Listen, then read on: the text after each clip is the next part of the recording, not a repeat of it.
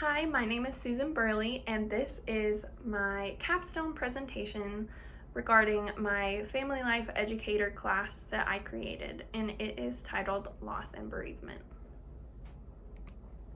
So to introduce myself, my name is Susan Burley. I am a family studies and child life student at Arizona Christian University, and I will be completing my degree in December of 2020.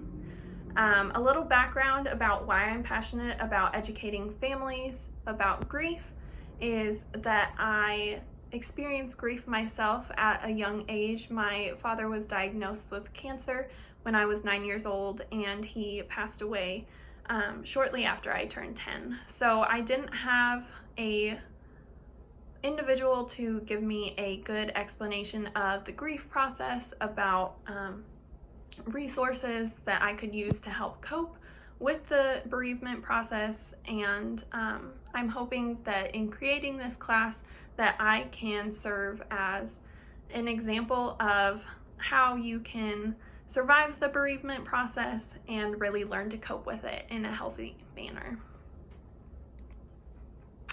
There are three main objectives for this class. The first is students will have a comprehensive understanding of the grief process.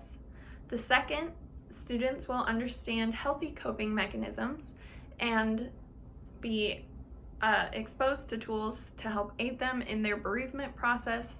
The third is that students will understand how their religious and spiritual beliefs impact their loss experience.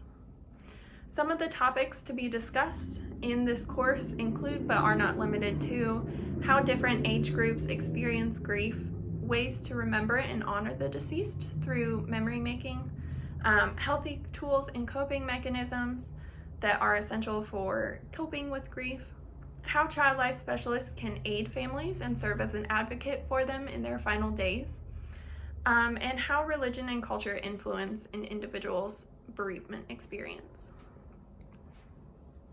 Going over the course schedule, each class is tailored for a different audience. Week 1 is tailored for parents, week 2 for siblings, so children, teens, and young adults. Week 3 is tailored for family, so parents and children. Week 4 is tailored for extended family, so that they can learn how to support their extended family. And then week 5 and 6 are also family classes that are tailored for parents and children.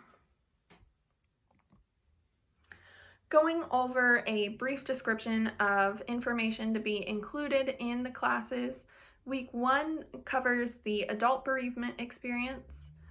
From the research, we know that mothers and fathers tend to grieve in a different manner.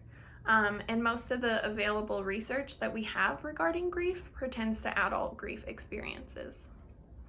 So mothers tend to experience the full range of emotions within the first few weeks following the loss of a child. And they also tend to be more public in their grief process. Bearing this in mind, fathers tend to grieve in private and may take longer to process their emotions. Around the 18-month mark, we know that fathers tend to evaluate the impact that their child had on their life and really focus on restoring balance within their life. Continued bonds are increasingly important for parents, so maintaining that relationship with their child after they have passed is just as important as maintaining the relationship they had with the child while the child was alive. There are two types of continued bonds: internalized bonds and externalized bonds. Internalized bonds can be helpful, whereas externalized bonds can be a potential source of damage, and can inhibit a person's process in going through the grief process. Week 2 discusses sibling bereavement. So children and teens are often referred to as the forgotten or invisible grieving population. It's common for children to hear things such as, "that must have been horrible for your parents," because many individuals don't understand that a child is grieving too and they've lost their best friend. For teens, they may experience complicated grief, depression, and lower self-esteem. if their grief is not talked about with anyone or properly managed. Teens are going through an existential amount of change, and it's important for them to properly manage their grief, or else it can really serve as a source of trauma for them. So the main takeaway from week 2 is that although children and teens are typically forgotten and they aren't addressed in a lot of the research on grief, their emotions and their experiences are still very much valid, and it's important to educate them just as it's important to educate adults on the bereavement experience. Week 3 is targeted for family and educating every member of the family about different grief experiences depending on their age. So each family member is likely to have their own style of grief, whether they grieve more publicly or privately. Each form of grieving is okay, and it's certainly okay to grieve in a different manner than your family members. In response to grief, children may act out, they may become more attached to their parents, or they may want to move into their siblings' room.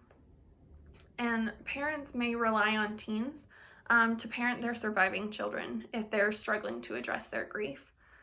Tying in religious beliefs, mothers are more likely than fathers to turn to their religious beliefs as a coping mechanism, which is interesting. And also, African American non-Hispanic mothers are the population that are most likely to turn to their religious beliefs as a coping mechanism for their grief as well.